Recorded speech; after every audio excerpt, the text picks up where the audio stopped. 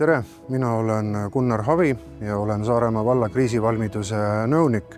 Ja sellised rahvusvahelised teadus- ja arendusprojektid on Lääne-Eesti saarte piirkonnale hästi kasulikud, sest et need aitavad asetada meie kogemuse laiemasse konteksti ja tuua siia kõrvale teistsuguseid vaatenurki energiasüsteemide ja muude kriisideks valmisoleku arendamisel.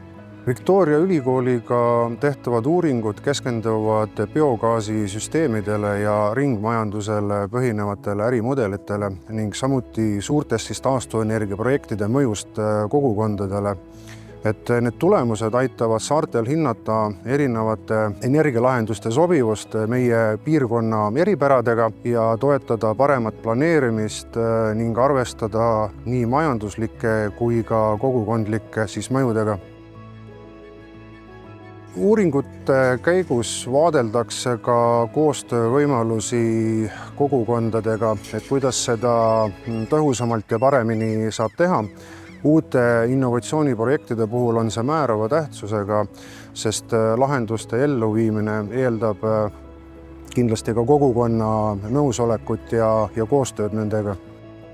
Kogukondade jaoks tähendab see eelkõige paremini läbimõeldud lahendusi, mis toetavad varustuskindlust ja suurendavad valmisolekut erinevates olukordades.